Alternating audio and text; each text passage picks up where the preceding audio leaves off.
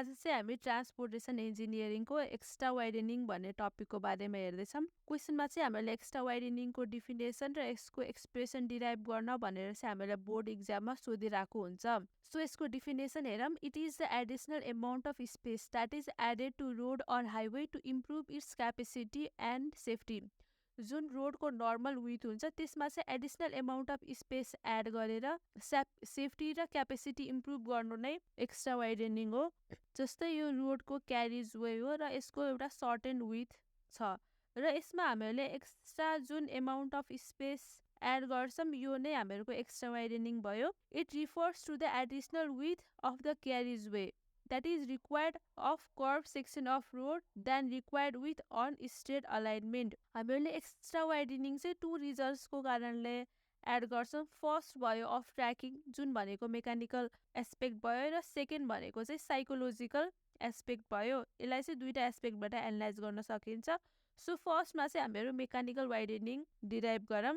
यहाँ फिगरमा देख्नु सक्नुहुन्छ यो पोइन्ट ओ भयो, यो ए, यो बी, यो एज अ ट्रायंगल एबीसी एओ, यो एज अ ट्रायंगल एओबी छ जसमा डिस्टेन्स बिट्विन ओ एन्ड ए चाहिँ R1 छ र ओ एन्ड बी चाहिँ R2 छ। Distance between A and B चाहिँ यल दिएको छ र जुन हामीहरूको ए को यहाँनिरको सेन्टर पोइन्टदेखि यो आउटर एजसम्म चाहिँ डब्लुएम छ। डब्लुएम भनेको चाहिँ मेकानिकल वाइडनिङ, यो चाहिँ वाइडनिङ भएको पार्ट भयो। फ्रम फिगरमा हजुरले देख्न सक्नुहुन्छ R2 भनेको R1 प्लस डब्लुएम हो। सो हामीले R1लाई चाहिँ R2 माइनस डब्लुएम लेख्न सक्छौँ in triangle AOB. OA square equals to OB square equals to AB square from triangle AOB. यो ट्रायंगलमा देख्न सक्नुहुन्छ OA square equals to OB square minus AB square हो। अब यहाँनिर ओए स्क्वायर भनेको चाहिँ ओए भनेको चाहिँ R1 हो, R1 भनेको R2 माइनस डब्लुएम हो। सो हामीले यहाँ भ्यालु सब्स्टिट्युट गरौँ। ओए भनेको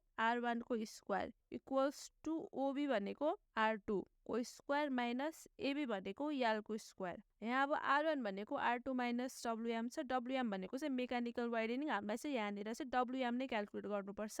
R2 माइनस डब्लुएम को whole square equals to R2 square minus L square. अब यो होल स्क्वायर भनेपछि ए माइनस बी को होल स्क्वायरको फर्ममा छ। So R2 square minus 2R2 WM plus WM square equals to R2 square minus L square. अब यहाँनिर चाहिँ R2 स्क्वायर र R2 स्क्वायर यो क्यान्सल हुन्छ, त्यही भएर L square equals to 2R2 WM minus WM whole square हुन्छ।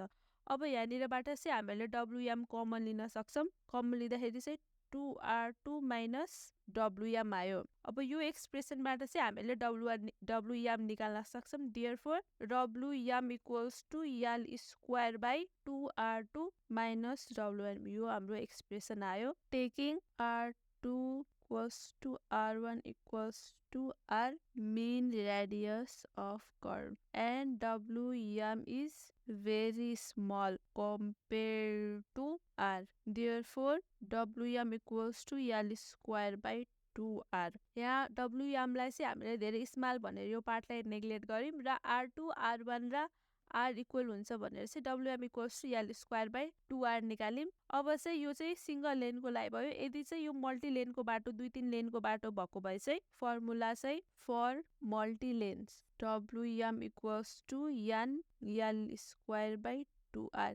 अब यहाँ 2 लेनको बाटो भयो भने यहाँको ठाउँमा 2, 3 लेनको भयो भने यहाँको ठाउँमा 3 त्यसै राखेर चाहिँ हामीले मेकानिकल वाइडनिङ क्याल्कुलेट गर्न सक्छौं। सो n भनेको चाहिँ अब नम्बर अफ लेन जति छ, अब 2 लेनको बाटो भए 2, 3, 4, 5, 6 अब जति पनि हुन सक्यो। अब बाटो जति लेनको छ where n equals to number of lane, l equals to length of wheel base, r equals to mean radius of curve र सेकेन्डमा छ psychological widening, psychological b equals to 2.64 root r। यदि यो b भनेको भेलोसिटी, b चाहिँ metre per सेकेन्डमा छ भने चाहिँ हामीहरूको फर्मुला यो हुन्छ if b psychological b by 9.5 root r। यदि भेलोसिटी चाहिँ किलोमिटर पर आवरमा छ भने चाहिँ हामीले यो फर्मुला युज गर्छौं।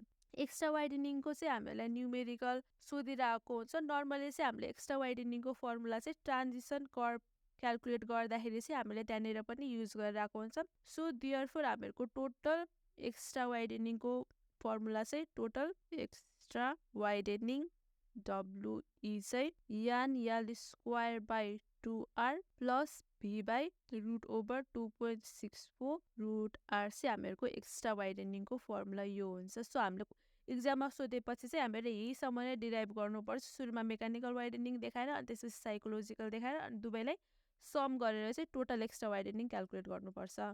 सो आजलाई यति नै, थ्याङ्क यू। सो केही कन्फ्युजन भयो भने तल कमेन्ट गर्नु होला र हाम्रो च्यानललाई लाइक र सब्सक्राइब गर्न नबिर्सिनु होला। Thank you.